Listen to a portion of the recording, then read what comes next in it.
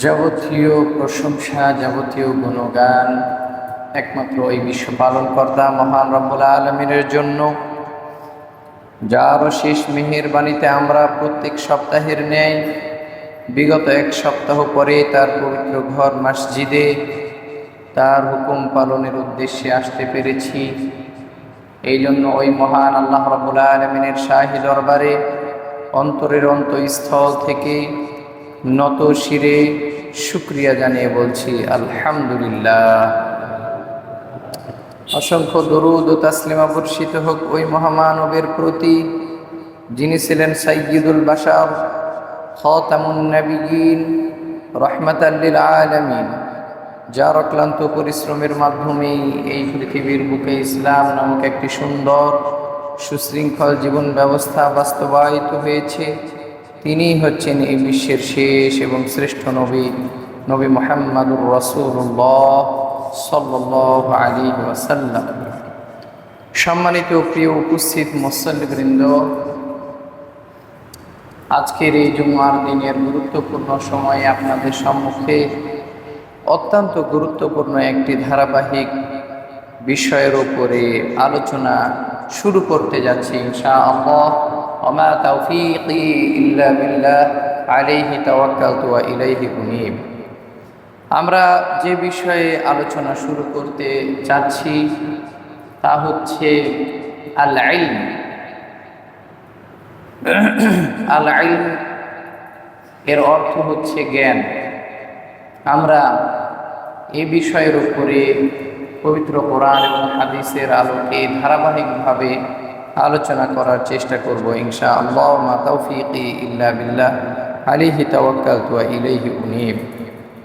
সম্মানিত প্রিয় উপস্থিত মুসল্লিবৃন্দ, আল ইলম এটি আরবি শব্দ। আমরা অনেক সময় এটিকে খুব সহজে ইলেম বলে থাকি। বাংলা যত শব্দ আছে, বাংলা ভাষার প্রায় প্রত্যেকটি শব্দই কোনো না কোনো ভাষা থেকে ধার করা। আমরা দৈনন্দিন জীবনে যেই কথাগুলি প্রয়োগ করি তার বেশিরভাগই কিন্তু উর্দু, ফার্সি, আরবি থেকে নেওয়া। আল ইলম এই শব্দটি যদিও আরবি শব্দ, কিন্তু আমরা এই শব্দটিকে অনেক সময় এত বেশি ব্যবহৃত করে থাকি যে আমরা এলেম, কালাম এরকমটা বলে থাকি, তাতে মনে হয় যে এটা মনে হয় আরবি শব্দ নয়। তবে অবশ্যই এটি আরবি শব্দ, যার অর্থ হচ্ছে জ্ঞান, বিদ্যা, বিজ্ঞান, শাস্ত্র ইত্যাদি। এই প্রসঙ্গে মহান আল্লাহ রাব্বুল আলামিন ইলম এই শব্দটিকে ব্যবহার করে পবিত্র কোরআনুল কারীমে অসংখ্য আয়াত নাজিল করেছেন। তার মধ্যে সূরা ইউসুফ সূরা নাম্বার 12 আয়াত নাম্বার 76 মধ্যে আল্লাহ রাব্বুল আলামিন বলেছেন, ওয়া ফাওকা কুল্লি যী ইলমিন আলীম। আল্লাহ রাব্বুল আলামিন এখানে বলছেন প্রত্যেক জ্ঞানের উপরে জ্ঞানী আছে। এটার প্রসঙ্গ রয়েছে, আমরা সেই প্রসঙ্গে না যাই।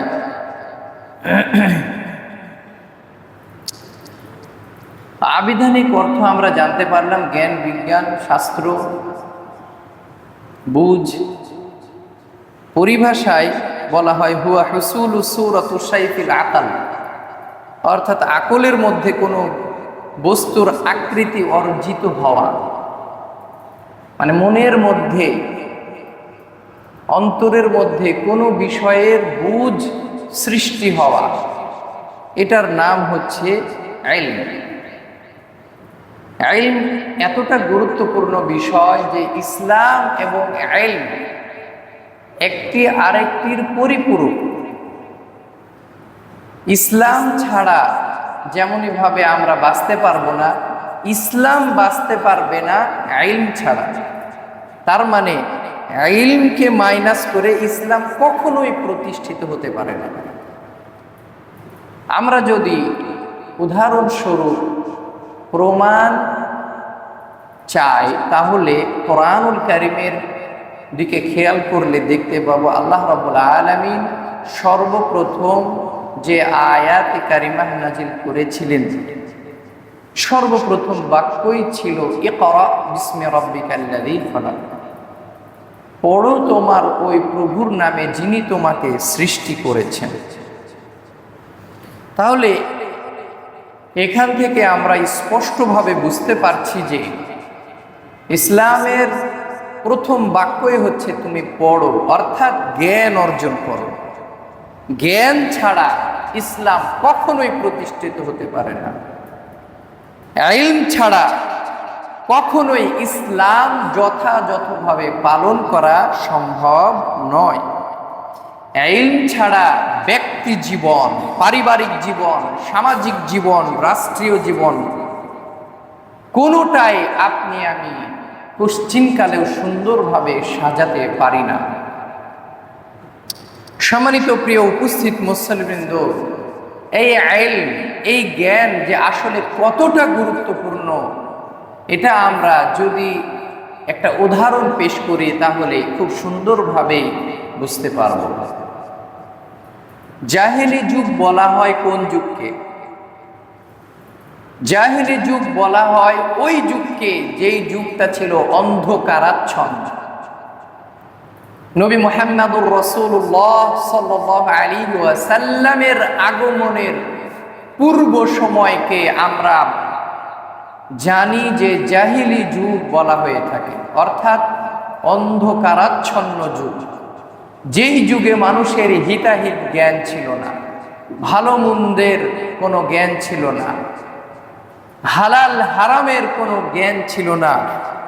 এছাড়াও খুন গুম রাহাজানিতে, অশ্লীলতা বেহায়াপনা নোংরামিতে ওই জামানার মানুষ লিপ্ত ছিল। এই জন্য ওই যুগকে জাহেলি যুগ বলা হয়।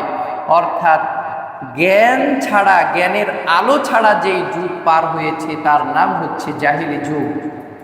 এবং আল্লাহ রাব্বুল আলামিন ওই যুগকে জাহেলি যুগ বলেছেন বিভিন্ন আয়াতে। নবী মুহাম্মদুর রাসূলুল্লাহ সাল্লাল্লাহু আলাইহি সাল্লাম তার বিভিন্ন হাদিসের ভিতরে নবী আগমনের পূর্ব যুগকে জাহেলি যুগ বলেছেন। অথচ চিন্তা করে দেখেন, নবী মুহাম্মদুর রাসূলুল্লাহ সাল্লাল্লাহু আলাইহি সাল্লামের আগমনের পরই ওই জাহেলি যুগের মানুষগুলোই আবার সোনার মানুষে পরিণত হলো, বলি সুবহানাল্লাহ। কিসের মাধ্যমে? জ্ঞানের মাধ্যমে। জ্ঞানের আলোয় আলোকিত হলো, তারা সোনার মানুষে পরিণত হলো। তারা এই পৃথিবীর সবচাইতে নিকৃষ্ট মানুষ হওয়া সত্ত্বেও নবী আসার পরে, কোরআন আসার পরে, নবীর দাওয়াতের মাধ্যমে কোরআনের আলোয় আলোকিত তারা নিজেদেরকে করার কারণে তারা হয়ে গেল এই পৃথিবীবাসীর জন্য আদর্শ স্বরূপ, বলে সুবহানাল্লাহ। এখানে কোন বিষয়টা কাজ করেছে? ইলম। সম্মানিত প্রিয় উপস্থিত মুসলিমবৃন্দ, এই জন্য তাবিঈ উমর ইবনে আব্দুল আজিজ রাহিমাহুল্লাহু তাআলা তিনি বলেছেন, মান আমিলা বিগাইরি ইলম কানা মা ইউফসিদু আকসার মিম্মা ইউসলিহ। অর্থাৎ কোনো ব্যক্তি যদি কোনো কাজ সম্পাদন করতে চায় আর সেই বিষয়ের জ্ঞান যদি তার না থাকে, তাহলে যেই কাজটি সে করবে ওই কাজটি যতটা না সুন্দরভাবে সম্পাদন করবে তার চাইতে তার ক্ষতি বেশি করবে। মনে করেন আপনি মোটরসাইকেল চালাতে জানেন না, কিছুই জানেন না, মোটরসাইকেল সম্পর্কে কিছুই জানেন না। আপনাকে যদি মোটরসাইকেলে চাপিয়ে দেওয়া হয় এবং আপনাকে ড্রাইভ করতে বলা হয়, আপনি কি চালাতে পারবেন? আপনাকে কিছুটা শিখিয়েও দেওয়া হলো, ধাক্কাও দেওয়া হলো, তুমি এইভাবে ধরো তাহলে হবে, আপনি জানেন না, আপনার পরিণতি কি হতে পারে? নিঃসন্দেহে আপনি ধ্বংস হয়ে যাবেন। ঠিক একইভাবে আপনি সালাত আদায় করছেন কিন্তু আপনার সালাত সম্পর্কে সঠিক জ্ঞান নাই। আপনি সালাত আদায় যতটা না সুন্দরভাবে করতে পারবেন, আল্লাহ রাব্বুল আলামিনের সন্তুষ্টি অর্জন যতখানি করতে না পারবেন, আল্লাহ রাব্বুল আলামিনের ক্রোধ তার চাইতে বেশি অর্জন করবেন। ঠিক একইভাবে সিয়াম, যাকাত এবং ইসলামের এবং অনইসলামিক যত বিষয় আছে সমস্ত বিষয়ে আপনি যদি পারদর্শী হন, জ্ঞানী হন, তবেই আপনি ওই কাজটা সুন্দরভাবে সম্পাদন করতে পারবেন। তা না হলে কখনোই আপনি ওই কাজটি সুন্দরভাবে সম্পাদন করতে পারবেন না। সম্মানিত প্রিয় উপস্থিত মুসল্লিবৃন্দ, ইলম হচ্ছে দুই প্রকার। প্রাথমিকভাবে ইলম হচ্ছে দুই প্রকার। এক হচ্ছে ইলমে দ্বীন, দুই নাম্বার হচ্ছে ইলমুদ দুনিয়া। ইলমে দ্বীন মৌলিকভাবে দুই প্রকার, এক ফরজে আইন, দুই ফরজে কিফায়া। ফরজে আইন হচ্ছে ওই আইন, ওই জ্ঞান, যে জ্ঞান আপনাকে অর্জন করতেই হবে, অর্থাৎ সালাত, সিয়াম, যাকাত, হজ, এই সমস্ত কম্পালসারি বিষয়গুলির জ্ঞান আপনাকে অবশ্যই অর্জন করতে হবে।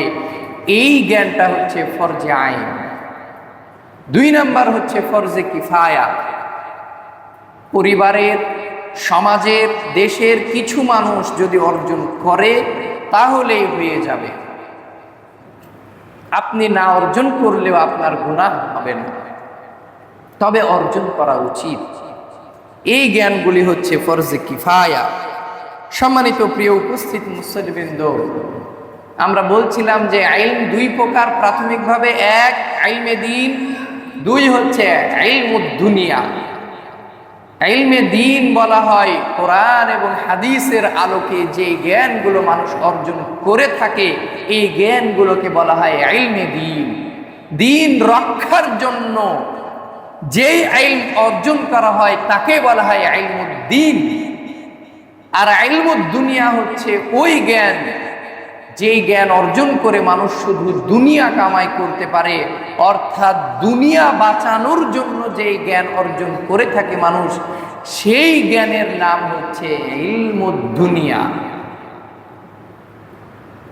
এ বিষয়ে আমরা ইতিপূর্বে আলোচনা হয়তোবা শুনে থাকবো, মাহফিলে আমি আলোচনা করেছিলাম, তবে আমি একটু ভিন্নভাবে আলোচনাটিকে আপনাদের সম্মুখে উপস্থাপন করার চেষ্টা করব ইনশাআল্লাহ। আমা তাওফীকি ইল্লা বিল্লাহ।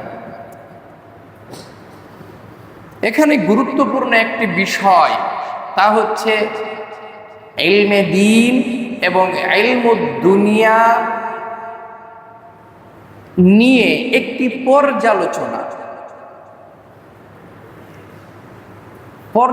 পর্যালোচনার শুরুর কথাই হচ্ছে দুইটা ইলম অর্জন করতেই কষ্ট আছে। দুইটা ইলম অর্জন করতেই কষ্ট আছে। আবারও ভালোভাবে বুঝে নেন, ইলম মানে হচ্ছে জ্ঞান, দুনিয়াবি জ্ঞান হোক আর দ্বীনি জ্ঞান হোক। দুনিয়াবি জ্ঞান হোক আর আল্লাহ রাব্বুল আলামিনকে সন্তুষ্টি করার জন্য যে জ্ঞানের কথা বলছি, কোরআন হাদিসের জ্ঞান হোক, দুইটা জ্ঞান অর্জন করতেই কষ্ট আছে। আছে না নাই? যারা ইলমে দুনিয়া অর্জন করে বিরাট সফল হয়েছে, তাদের জীবনী খেয়াল করে দেখেন, তারা কি এমনি এমনি সফল হয়ে গেছে? এই এলাকাতে একটা বিসিএস ক্যাডার নাই। এর অর্থ কি? বিসিএস ক্যাডার হওয়া এত সহজ না। একেবারে মানে দিনের পর দিন অগণিত অমানবিক জঘন্য রকমের পরিশ্রম করতে পারলেই বিসিএস ক্যাডার হওয়া যায়। এই এলাকাতে একটা বিসিএস ক্যাডার নাই, সম্ভবত নাই। সম্মানিত প্রিয় উপস্থিত মুসল্লিবৃন্দ, এই এলাকাতে একটা সচিব নাই। এই এলাকাতে বড় ধরনের বড় অফিসিয়াল পর্যায়ে কর্মকর্তা আছে এমন কোনো ব্যক্তি নাই। সম্মানিত প্রিয় উপস্থিত মুসল্লিবৃন্দ, হাতে গোনা কয়েকজন ডক্টর হয়েছেন, তারপরে ডাক্তারি পড়ছেন, বিশ্ববিদ্যালয় পর্যন্ত যেতে পেরেছেন। আমি তাদের কথাই আপনাদের সম্মুখে উদাহরণস্বরূপ পেশ করে বলতে চাই। তাদেরকে গিয়ে জিজ্ঞাসা করেন, অথবা তার পড়াশোনার অবস্থাটা একটু বিশ্লেষণ করে দেখেন সে কিরকম পরিশ্রম করে। তার মানে ইলমে দ্বীন বলেন আর ইলমুদ দুনিয়া বলেন, প্রত্যেকটা ইলম অর্জন করতে কষ্ট আছে। ঠিক একইভাবে অনেকেই মনে করে যে ইলমে দ্বীন অর্জন করা অনেক কষ্টের কারণ তারা ফজরের আগে উঠে, আমি ইসলামকে পরে নিয়ে আসছি, আমি জ্ঞানের বিষয়টি আপনাদের সম্মুখে বলছি। দুইটা জ্ঞান অর্জন করতেই কষ্ট আছে। কিন্তু অনেক মানুষ মনে করে যারা ইলমে দ্বীন অর্জন করে তারা মনে হয় অনেক পরিশ্রম করে। হ্যাঁ, পরিশ্রম তো আছে অবশ্যই। তারা ফজরের আগে উঠে তারপরে তারা সারাদিন পড়ে, শুধুমাত্র খাওয়া, ঘুম, সালাত আদায় ব্যতীত তারা পড়ে আর পড়ে। এটা ভালো কাজ না খারাপ কাজ? এটা তো খারাপ কাজ না, অবশ্যই ভালো কাজ। কিন্তু পক্ষান্তরে বলছিলাম যে আপনি বিসিএস ক্যাডার হতে চান, বিসিএস ক্যাডার হওয়ার মাধ্যমে আপনি দুনিয়া অর্জন করবেন। আপনি কি বসে বসে বিসিএস ক্যাডার হতে পারবেন? কখনোই পারবেন না। সম্মানিত প্রিয় উপস্থিত মুসলমান, জুমা, এই জন্য আমি আলোচনা সংক্ষেপ করছি। এর পরের কথা যেটা বলতে চাচ্ছি সেটা হচ্ছে, দুইটা এলেম অর্জন করতেই যেহেতু কষ্ট আছে, তাহলে আপনি কোন জ্ঞানটি অর্জন করবেন? একটি জ্ঞান অর্জন করে মানুষ আলেম হয়, আরেকটি জ্ঞান অর্জন করে মানুষ হয় জালেম। যারা দুনিয়াবী শিক্ষায় শিক্ষিত এবং মোটামুটি সফল হতে পেরেছেন, বা যারা দুনিয়াবী শিক্ষার সাথে আছেন, তাদের প্রতি আমি বিনয়ের সাথে বলতে চাই, দয়া করে আপনারা মন খারাপ করবেন না। বাস্তবতা যদি তুলে না ধরি তাহলে আপনারা বুঝতে পারবেন না। আমার কথা শুনে আপনার খারাপ লাগতে পারে, কিন্তু আপনিও চান আপনার ছেলে ধর্মীয় জ্ঞানে জ্ঞানী হোক। আপনার ছেলে বিসিএস ক্যাডার হবে, ঠিক আছে, কিন্তু আপনার ছেলে আপনার প্রতি সহানুভূতিশীল, পিতামাতার আদব, পিতামাতার হক, সালাত আদায়, অশ্লীলতার সাথে নিজেকে না জড়ানো, এই চাওয়াগুলো কিন্তু আপনার। এজন্য দয়া করে মন খারাপ করবেন না, আমি বাস্তবতা তুলে ধরছি। সম্মানিত প্রিয় উপস্থিত মুসলিম, আমি বলছিলাম যে দুইটা জ্ঞান অর্জন করতে কষ্ট আছে। একটা জ্ঞান অর্জন করে মানুষ হয় আলেম, আরেকটা জ্ঞান অর্জন করে মানুষ হয় জালেম। অধিকাংশ সময় হয় জালেম। উদাহরণস্বরূপ আমি বলতে চাই, মনে করেন যে এই দেশ যারা চালাচ্ছে, বড় বড় কর্মকর্তা যারা আছে, এদেরকে কি আপনারা খুব ভালোবাসেন, তাই না? খুব ভালোবাসেন। ভূমি অফিসের অফিসারদেরকে আপনারা খুব বেশি ভালোবাসেন, তাই না? ডাক্তারদেরকে আপনারা খুব ভালোবাসেন, তাই না? তারা তো সেবা করে, মানব সেবা করে। ইঞ্জিনিয়ার রডের বদলে বাঁশ দিয়ে ব্রিজ বানালো, উদ্বোধনের আগেই ভেঙে পড়লো, তাদেরকে মনে হয় আপনারা খুব ভালোবাসেন, তাই না? সম্মানিত প্রিয় উপস্থিত মুসলিমবৃন্দ, যত সচিব আছে আপনারা তাদেরকে মনে হয় খুব শ্রদ্ধা করেন, খুব ভালোবাসেন, তাই না? গত বছরের কথা বলছি, এনবিআর এর চেয়ারম্যান, রাজস্ব বোর্ডের চেয়ারম্যান, এর ছেলের একটি শখ যে সে 9 লক্ষ টাকা দিয়ে একটা ছাগল কিনে কুরবানি দিবে। গত বছর কুরবানির কথা বলছি। তার শখ যে সে 9 থেকে 10 লক্ষ 11 লক্ষ টাকা দামের একটা ছাগল কিনে কুরবানি দিবে, এটা তার শখ। সুবহানাল্লাহ। যখন বিষয়টি ভাইরাল হয়েছে তখন তার ব্যাকগ্রাউন্ড কি? এত টাকা দিয়ে একটা ছাগল কিনবে, তার আয়ের উৎস কি, তার বাবা কে, তার বাবা কি করে? আমরা জানতে পারলাম তার বাবা রাজস্ব বোর্ডের চেয়ারম্যান। সুবহানাল্লাহ বলেন। সম্মানিত প্রিয় উপস্থিত মুসলিমবৃন্দ, যখন আপনারা জানতে পারলেন তখন কি একটাবার মাথার ভিতরে আঘাত লাগেনি যে আমরা কাকে রাজস্ব বোর্ডের চেয়ারম্যান বানালাম? আমি আবারও বলতে চাই, তাদেরকে আপনারা ভালোবাসেন, তাই না? আমি পরিশেষে বলতে চাই, এরা যদি জালেম না হয় তাহলে কারা জালেম? এরা যদি জালেম না হয় তাহলে কারা জালেম? সম্মানিত প্রিয় উপস্থিত মুসলমান, ওই এনবিআর এর চেয়ারম্যানের আরো অনেক কুকীর্তি আছে, আপনারা ইউটিউবে অথবা গুগলে সার্চ দিলে দেখতে পাবেন।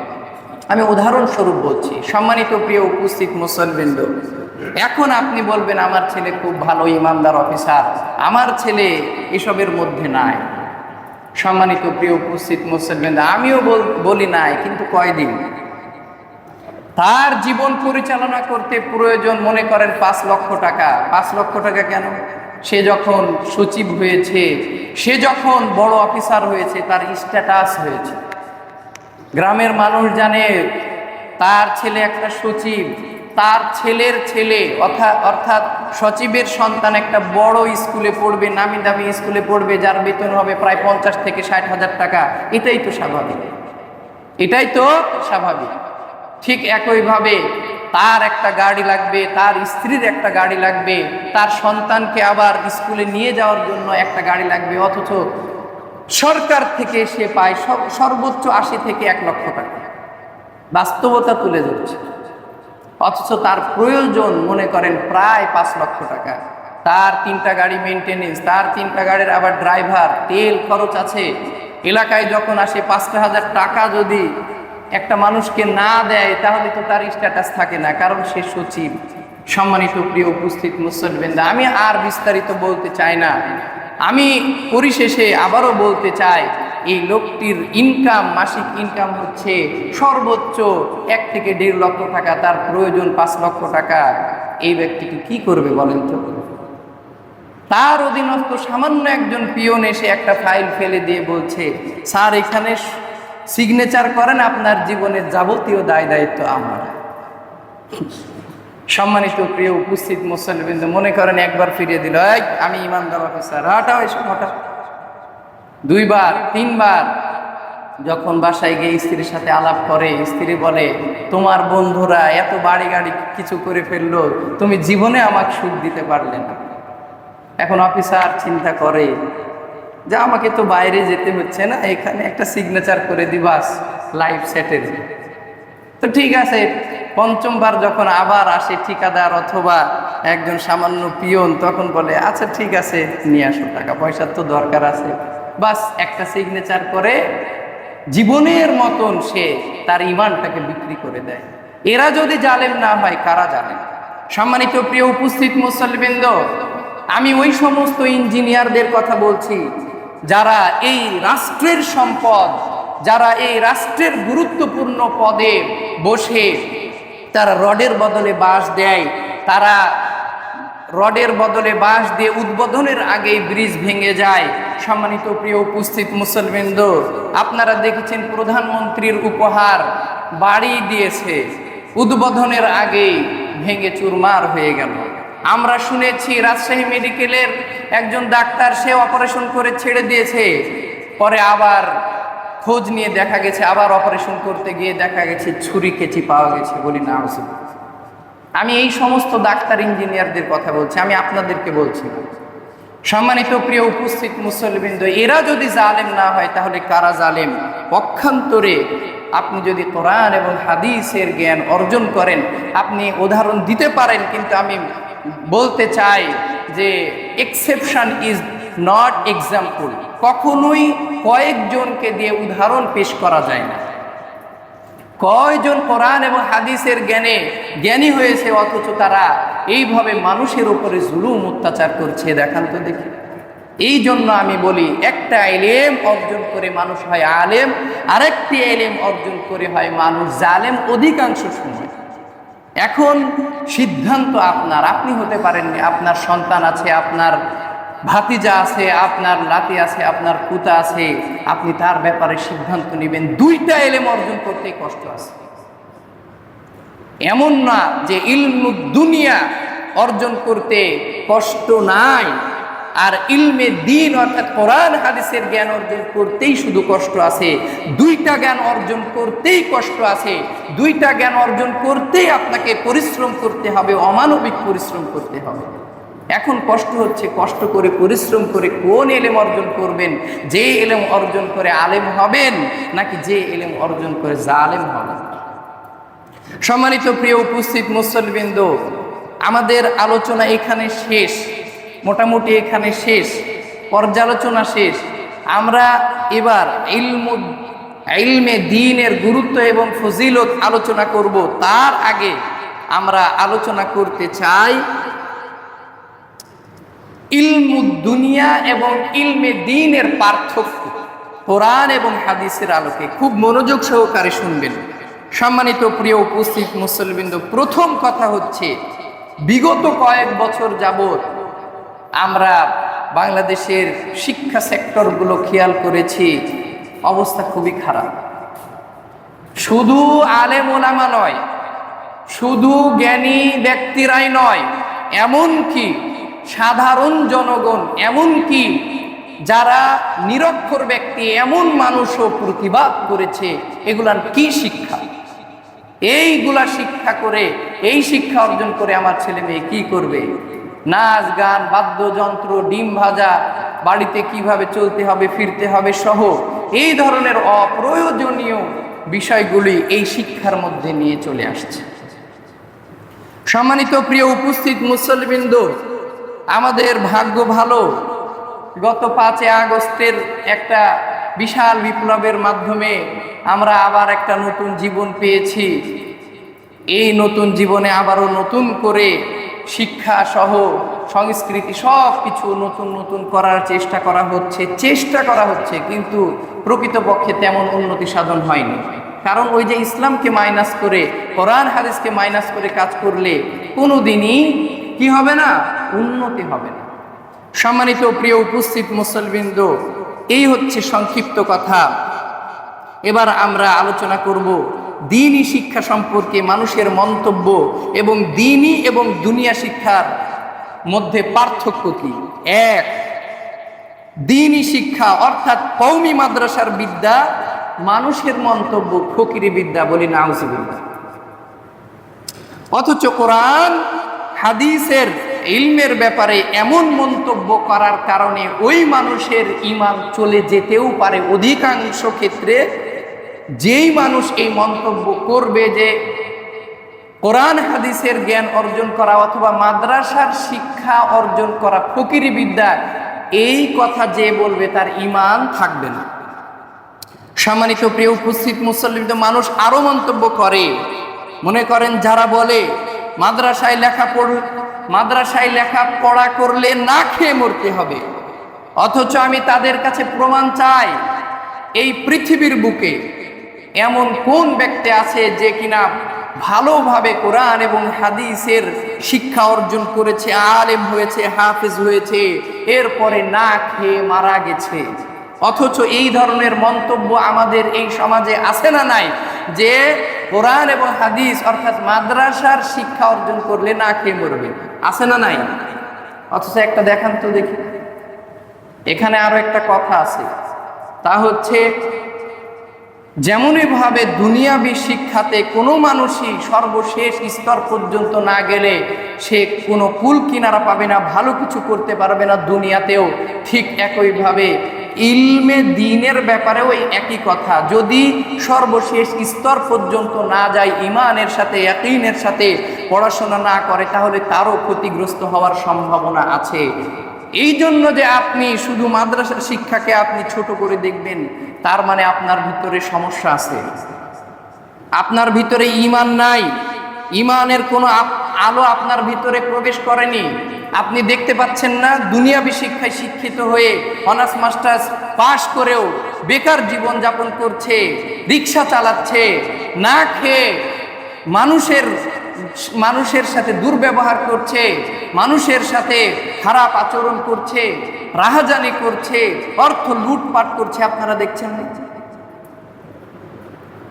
সম্মানিত প্রিয় উপস্থিত মুসল্লিবৃন্দ, অতএব প্রত্যেকটি শিক্ষার শেষ স্তর পর্যন্ত পৌঁছাতেই হবে, তাহলেই কিছু একটা সফলতা অর্জন করা সম্ভব। সম্মানিত প্রিয় উপস্থিত মুসল্লিবৃন্দ, এ পর্যায়ে আপনাদেরকে বলতে চাই দ্বীনি এবং দুনিয়ার শিক্ষার মধ্যে পার্থক্য। এক, দ্বীনি শিক্ষার শিক্ষার্থীরা পৃথিবীর মহানবী হযরত মুহাম্মদুর রাসূলুল্লাহ সাল্লাল্লাহু আলাইহি ওয়াসাল্লামের ওয়ারিস, বলি আলহামদুলিল্লাহ। যারা কোরআন এবং হাদিসের জ্ঞান অর্জন করবে তারা কারা? তারা হচ্ছে নবী মুহাম্মদুর রাসূলুল্লাহ সাল্লাল্লাহু আলাইহি সাল্লামের ওয়ারিস, তারা। সুবহানাল্লাহ। এই কথা কি আমার? এই কথা আমার নয়, এই কথা হচ্ছে নবী মুহাম্মদুর রাসূলুল্লাহ সাল্লাল্লাহু আলাইহি সাল্লাম। তিনি বলেছেন, ইন্নাল উলামা ওয়ারাসাতুল আম্বিয়া লাম ইয়ারিথু দীনারান ওয়ালা দিরহামান ইন্নামা ওয়ারাতুল ইলম ফামান আখাযা বিহি আখাযা বিহায্যিন ওয়াফিরিন। অর্থাৎ নিশ্চয় উলামায়ে কেরাম যারা কোরআন এবং হাদিসের জ্ঞান অর্জন করেছেন তারা হচ্ছে নবীগণের উত্তরসূরি, বলি সুবহানাল্লাহ। লাম ইয়ারিসু দীনারান ওয়ালা দিরহামান, কোন নবী রাসূল পয়গম্বর টাকা পয়সা ধন দৌলত রেখে যান নাই। ওয়ারাসুল ইলম, তারা রেখে গিয়েছেন ইলম। ফামান আখাযা, অতএব যে ব্যক্তি যত বেশি ইলম অর্জন করতে পেরেছে উত্তরাধিকারী সূত্রে, সে নবী রাসূল পয়গম্বরদের তত নিকটবর্তী হতে পেরেছে। বলি সুবহানাল্লাহ।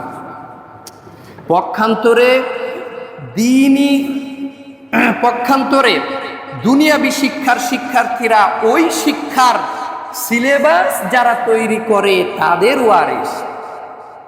কথাটা ভালো করে বুঝেন। যারা কোরআন এবং হাদিসের জ্ঞান অর্জন করে তারা কার ওয়ারিস? নবীদের ওয়ারিস। আর যারা দুনিয়াবি, শুধু স্রেফ দুনিয়াবি শিক্ষা অর্জন করে তারা কাদের ওয়ারিস? যারা ওই সিলেবাসগুলি প্রণয়ন করে তাদের ওয়ারিস। এখন খোঁজ নিয়ে দেখেন, আপনার সন্তান স্কুলে অথবা পাঠ্যপুস্তকে সরকার কর্তৃক যে বইগুলি ছাপানো হয়েছে, ওই বইগুলির ছাপানো প্রণয়নে কারা কারা বসে আছে দেখেন। অধিকাংশই নাস্তিক, অধিকাংশ বলেছে, আমি সকলকেই বলিনি, সম্মানিত প্রিয় উপস্থিত মুসলিম, তাদের একটাই প্রচেষ্টা কোরআন এবং হাদিসকে কিভাবে মাইনাস করা যায়। সম্মানিত প্রিয় উপস্থিত মুসলিমবৃন্দ, তারা নবী রাসূলদের ওয়ারিস নয়, কেননা তারা শিক্ষা অর্জন করে শুধু ইনকাম করবে টাকা আর পয়সা, আর কোরআন এবং হাদিস অর্জন করে তারা রাসূলের আনুগত্য করবে, তারা পৃথিবীতে আল্লাহর আইনকে বাস্তবায়ন করবে এবং পরকালের জন্য কাজ করবে। সম্মানিত প্রিয় উপস্থিত মুসলিমবৃন্দ, 2 নাম্বার হচ্ছে দ্বীনি শিক্ষার শিক্ষার্থীদেরকে নবীগণের প্রকৃত ওয়ারিস বানানোর জন্য তাদেরকে ঈমান, আমল, আখলাক, আদব, দাওয়াত, তালিম, তাজকিয়া শিক্ষা দেওয়া হয়। পক্ষান্তরে দুনিয়াবি শিক্ষার শিক্ষার্থীদেরকে কিভাবে শুধু দুনিয়া অর্জন করা যায় ওই শিক্ষা দেওয়া হয়। ঈমান, আমল, আখলাক, আদব, তাজকিয়ার শিক্ষা তাদের কাছে গুরুত্বহীন। তাদের কাছে কি গুরুত্বহীন? দেখেন তো, বিশ্ববিদ্যালয়ে যারা পড়ে তারা তো অনেক পড়াশোনা করছে, তাই না? তো খুন খারাপি কোথায় বেশি বলেন তো? বিশ্ববিদ্যালয়ে। মারামারি করে কারা বেশি? মাদ্রাসার ছাত্ররা, বিশ্ববিদ্যালয়ের ছাত্ররা। নোংরা, অশ্লীলতা, বেহায়াপনার শীর্ষে কারা? বিশ্ববিদ্যালয়ের শিক্ষার্থীরা। তো তারা তো অনেক শিক্ষা অর্জন করেছে, তারা মারামারি কেন করল? তাদের তো উচিত ছিল যারা মারামারি করে তাদেরকে প্রোটেস্ট করা। নোংরামি, অশ্লীলতা, বেহায়াপনা সকল ধর্মে, সকল স্তরে, সকল সেক্টরে এটা নিষিদ্ধ। এটা তো তাদের উচিত ছিল তাদের প্রোটেস্ট করা, কিন্তু তারা কি করে? তারা আরো বেশি করে। সম্মানিত প্রিয় উপস্থিত মুসলিমবৃন্দ, বাস্তবতা হচ্ছে এই যে আপনি আপনার সন্তানকে ছোট্ট থেকে স্বপ্ন দেখেন ডাক্তার বানাবেন, ইঞ্জিনিয়ার বানাবেন, স্রেফ এই জন্য যা যা করা দরকার আপনি করে গেলেন, বিশ্ববিদ্যালয় পর্যন্ত পৌঁছালেন আপনার ছেলেকে অথবা মেয়েকে। এখন যখন আপনার ছেলে বুকে ওড়না দেয় না, এখন যখন আপনার মেয়ে পর্দা করতে চায় না, এখন যখন আপনি বলেন যে বাবা তোমার জন্য, মা তোমার জন্য আমি লজ্জা পাই, আমার খুব খারাপ লাগে, সমাজে চলাফেরা করি মানুষ নানান রকম কথা বলে, তুমি একটু যদি পর্দা করতে তাহলে ভালো হতো। মেয়ে বলে বাদ দাও তো, তোমার চাইতে আমার শিক্ষা কম নাকি? বলেন তো দেখি ওই বাবা আর কি বলবো? দ্বিতীয় কথা বলার সুযোগ আছে? সুযোগ নাই।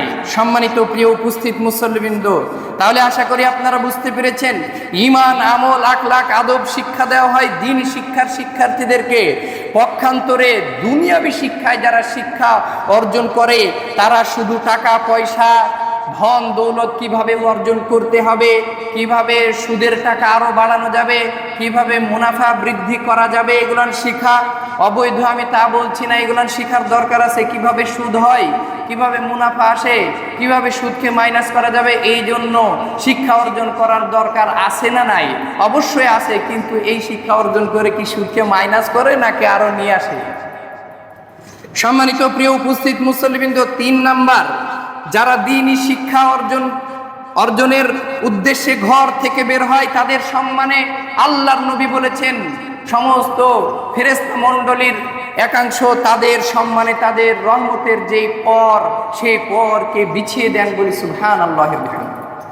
আল্লাহর নবী বলেছেন, মান সালাকা তরিকান ইয়ালতামিসু ফীহি ইলমান সাহালাল্লাহু লাহু বিহি তরিকান ইলাল জান্নাহ। অর্থাৎ যে ব্যক্তি আল্লাহর সন্তুষ্টির জন্য দ্বীনি ইলম অর্জনের জন্য বাড়ি থেকে বের হয়, সালাকাল্লাহু বিহি তরিকান ইলাল জান্নাহ, আল্লাহ তার জন্য জান্নাতের রাস্তাকে সহজ করে দেন, বলি সুবহানাল্লাহ।